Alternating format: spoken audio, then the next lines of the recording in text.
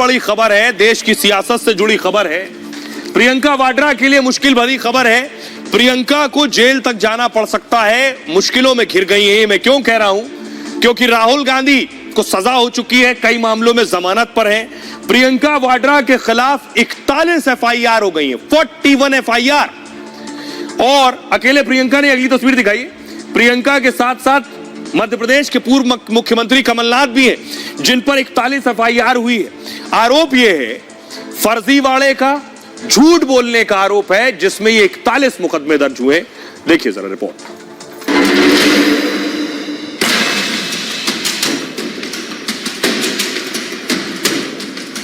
सीधे चिट्ठी लिखी और वायरल कर दो। और उन्होंने सोचा कि कर्नाटक में जैसे चला दिया उन्होंने 40% या 50% चला दो। कौन सा साल निकला था जब देश में स्कैम नहीं होता था कांग्रेस के द्वारा? प्रियंका गांधी एक कांग्रेस की इतनी बड़ी नेता एक झूठ और फरेबी पत्र पर ट्वीट करती हैं, किसी के इशारे पर 3-4 अभी एफआईआर हो गई हैं, बाकी जगह भी एफआईआर होगी, साइबर क्राइम में भी हमने की है। क्या फर्जीवाड़े में फंस गई प्रियंका वाड्रा? क्या राहुल गांधी के बाद अब प्रियंका वाड्रा को भी होगी जेल?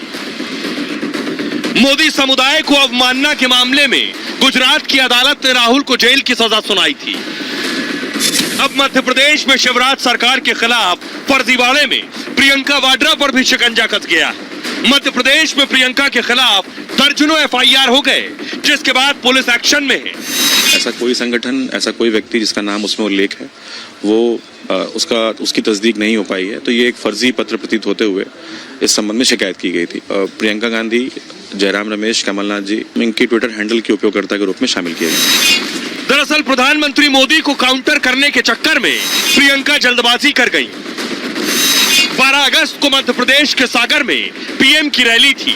मोदी की रैली से ठीक पहले कांग्रेस के लिए माहौल बनाने के चक्कर में 11 अगस्त को प्रियंका ने ट्वीट कर दिया, जिसमें शिवराज सरकार पर कमीशन लेने के गंभीर आरोप लगाए। लेकिन जिस चिट्ठी के आधार पर यह आरोप लगाए गए वो फर्जी निकला, जिसके बाद प्रियंका पर शिकंजा कस गया। ये फर्जी हो सही हो, ये सब खड़े हुए लोगों से पूछ लीजिए। ये एक पत्र क्या 100-200 पत्र आपको बता देंगे। वो सोचते हैं कि जनता को फिर से गुमराह कर पाएंगे, पर मध्य प्रदेश के मतदाता ने अब तय कर लिया है कि बड़े प्यार से शिवराज सिंह जी को विदा करेंगे। अब देखिए जरा प्रियंका वाड्रा पर क्या आरोप लगे हैं जिसमें वो जेल तक जा सकती हैं। दरअसल प्रियंका के खिलाफ 41 एफआईआर हो गई हैं, 41। मध्य प्रदेश में ही ये सारी एफआईआर दर्ज हुई हैं। भोपाल में, इंदौर में, ग्वालियर में, यहां एफआईआर है इनके खिलाफ। 38 अन्य शहरों में भी केस दर्ज हो गए। प्रियंका वाड्रा पर फर्जीवाड़े का आरोप है, एक चिट्ठी के जरिए झूठ फैलाने का आरोप है। चिट्ठी में सरकार पर कमीशन का आरोप लगाया प्रियंका ने। प्रियंका वाड्रा ने इस चिट्ठी को ट्वीट कर दिया। चिट्ठी साझा करने के साथ प्रियंका ने लिखा था, शिवराज सरकार है कमीशन खोर सरकार, 50% कमीशन लेती है शिवराज सरकार। बीजेपी ने कमीशन के सारे रिकॉर्ड तोड़ दिए, ये चिट्ठी में लिखा था। कर्नाटक में थी 40% कमीशन वाली सरकार। प्रियंका के इस ट्वीट के बाद बीजेपी आक्रामक है और बीजेपी ने पहले चेतावनी दी, अब एफआईआर दर्ज करा दी है प्रियंका पर। इस मामले में अब प्रियंका वाड्रा से पूछताछ होगी। एमपी पुलिस प्रियंका वाड्रा से पूछताछ करेगी। सुनिए, पुलिस डीसीपी क्राइम है ऋतु कीर्ति सोमवंशी, वो क्या कह रहे हैं।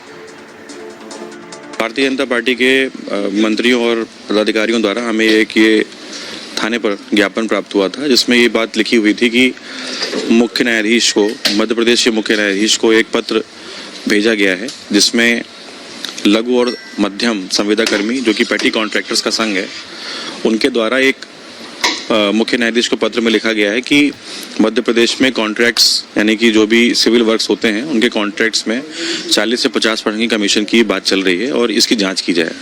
जो कि ये पत्र जो है वो जिस संविदा कर्मी संगठन की बात हो रही है उस संगठन के संबंध में सत्यापित होना नहीं पाया गया है। ऐसा कोई संगठन, ऐसा कोई व्यक्ति जिसका नाम उसमें उल्लेख है वो उसकी तस्दीक नहीं हो पाई है। तो ये एक फर्जी पत्र प्रतीत होते हुए इस संबंध में शिकायत की गई थी। पत्र है, उसमें ज्ञानेंद्र अवस्थी के नाम से ये पत्र लिखा गया था। तो पहले आरोपी के रूप में उनका नाम है, दूसरे आरोपी के रूप में जो प्रियंका गांधी, जयराम रमेश, कमलनाथ जी, सुभाष यादव और शोभा ओझा, अरुण यादव और शोभा ओझा, इन लोगों के नाम से जो ट्वीट किए गए हैं, इनके अकाउंट से ट्वीट किए गए हैं, इनके नाम इनके ट्विटर हैंडल के उपयोगकर्ता के रूप में शामिल किए गए हैं। तो जो धाराएं लगी हैं उसमें इनकी गिरफ्तारी होगी? इन धाराओं में फॉर्मल गिरफ्तारी नहीं होती है, ये एक नोटिस सर्व करने की धाराएं हैं। अभी इस विषय में विचार चल रहा है कि इनको नोटिस यहीं से सर्व किया जाएगा या फिर इन्फॉर्मेशन देके यहाँ बुलाया जाएगा और फिर यहाँ पे नोटिस सर्व किया जाएगा। इन्वेस्टिगेशन के लिए पूछताछ तेजी से आगे बढ़ेगी? बिल्कुल, इसमें इन्वेस्टिगेशन के लिए इन सबको आगे सूचना दी जाएगी और यहाँ पर बुला के पूछताछ की जाएगी।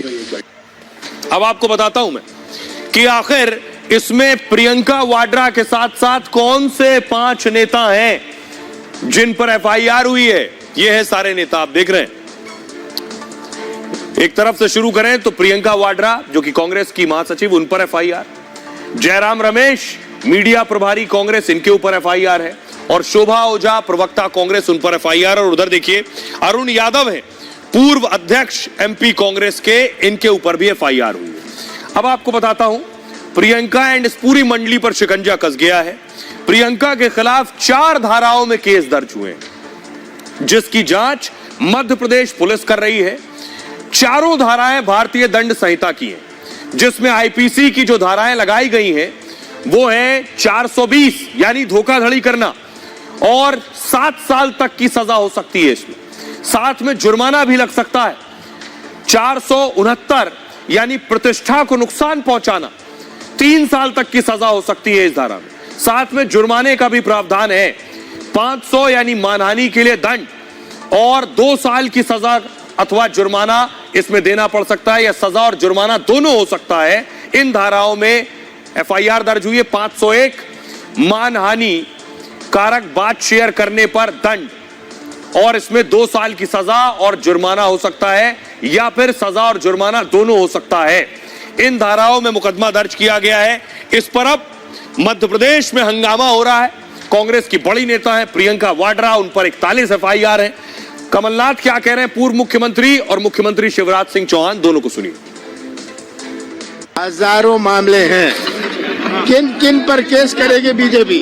अब जब खुलासा हो रहा है पूरे प्रदेश में भ्रष्टाचार का, तो इनके पास उपाय क्या बचा है? कर्नाटका की बात करती हूँ, वहां पर जो सरकार थी, बम्बई सरकार, उन पर 40% का एलिगेशन किया था कांग्रेस ने, और हर जगह पोस्टर छपवाए थे। मध्य प्रदेश में भी उन्होंने कोशिश की थी कि 50% वाली सरकार करके पोस्टर खुद कमलनाथ जी करप्शन नाथ है, पूरी दुनिया कहती, मैं क्या कहता हूँ। छापा पड़ा तो 280 करोड़ कहाँ से निकले थे? उनके अगल बगल के लोगों से निकले थे, जो गले गले तक कमीशन और भ्रष्टाचार में डूबे हों, उन भगवान भरोसा करेगा। कांग्रेस ने आज प्रदर्शन किया शिवराज सिंह चौहान के खिलाफ, जब एफआईआर दर्ज हो गई प्रियंका वाड्रा के। ये देख रहे हैं, पुलिस के लीजिए तस्वीर। कांग्रेस का प्रोटेस्ट शुरू हुआ एफआईआर दर्ज होने के बाद।